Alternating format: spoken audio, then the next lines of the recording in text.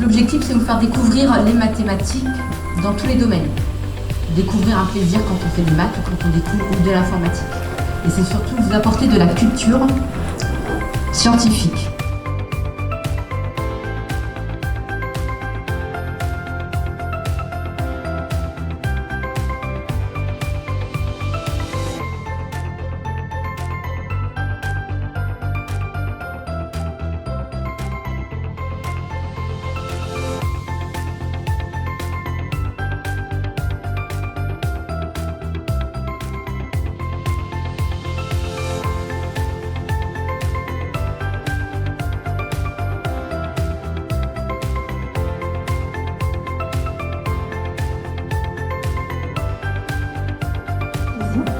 Donc aujourd'hui, je voudrais vraiment vous partager mon métier, qui est vraiment pour moi une passion. Donc en fait, ici, je vous ai tout résumé. Donc je pourrais terminer là.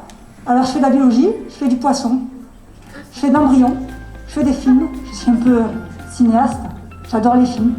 Les concours, vous aurez toujours des concours dans votre vie. C'est bien ou c'est pas bien, en fait c'est comme ça. Et un concours, c'est pas forcément être le meilleur ou la meilleure, c'est essayer de se donner au maximum. C'est pas non plus écraser les autres, hein. C'est juste faire le métier qui nous plaît.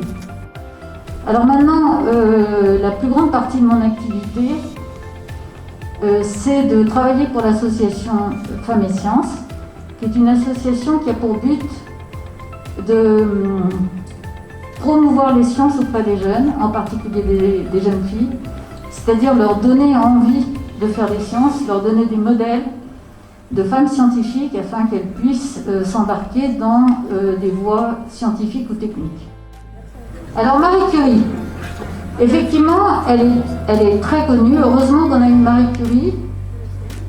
Donc, non seulement elle est exceptionnelle parce qu'elle a eu un premier prix Nobel en physique au début du siècle, mais elle a eu un deuxième prix Nobel, et cette fois-ci en chimie. Ensuite, si on remonte un peu plus vers nous, il y a une femme que j'aime beaucoup, dont je voudrais que vous reteniez le nom, qui s'appelle Rosalind Franklin, qui est une Anglaise, qui était à la fois physicienne et biologiste, et qui a travaillé sur des grosses molécules qui sont fondamentales dans la vie d'une cellule, en particulier l'ADN.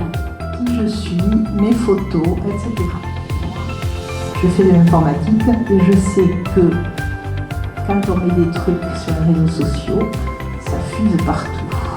Il y a plein de métiers qui existent dans ce domaine qu'on appelle le numérique, que j'aborde à travers ces problèmes de protection des données, parce que c'est votre des avis, des rumeurs, etc. C'est très important d'avoir un minimum de culture pour se faire un avis par soi-même, dans la vie, pour ces sujets-là comme pour d'autres. Donc au milieu, j'ai mis le logo de l'université Paul Sabatier, qui est l'université dans laquelle la plupart d'entre nous travaillons ou avons travaillé, y compris dans le cadre du CNRS. Donc c'est l'université des sciences et santé. Mon métier, moi je suis ingénieure de recherche au CNRS, donc au Centre national de recherche scientifique. Vous avez ici ma tenue de tous les jours. Donc moi je travaille en laboratoire. Alors mon domaine de recherche. Donc moi je travaille sur l'impression 3D pour la biologie et la médecine. Je viens d'une famille où personne n'a fait d'études. Donc au départ j'étais pas prédisposée à devenir ingénieure de recherche. S'il y avait 3 choses que j'aimerais que vous reteniez de ces 10 minutes de speech, c'est que le premier, c'est qu'il n'y a pas d'échec, il n'y a que des résultats. Derrière, vous pouvez réajuster, vous pouvez réessayer. Vous n'avez pas appris à marcher sans tomber. On n'a pas appris à faire du vélo sans tomber, c'est impossible. Le deuxième point que j'aimerais que vous reteniez, c'est que votre avenir, il dépend de vous. Il ne dépend pas de vos parents, il ne dépend pas de vos éducateurs, il ne dépend pas de vos profs, il dépend de vous. Et le troisième point, c'est que vous avez toutes les ressources en vous pour réaliser vos rêves, alors faites ce que vous aimez. La maths.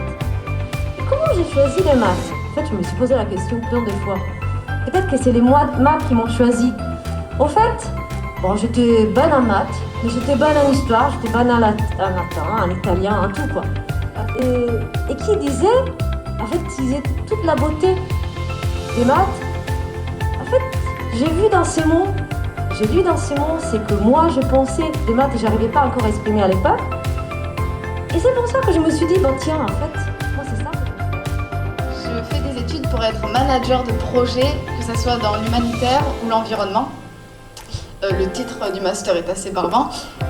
Donc en gros c'est ça, je vais me prédestiner à gérer un projet, que ce soit donc la solidarité internationale, donc ça regroupe les projets de développement, c'est-à-dire on va dans un pays, on essaye de créer un projet de développement pour une population ou un lieu dit, pour rendre la société ou la population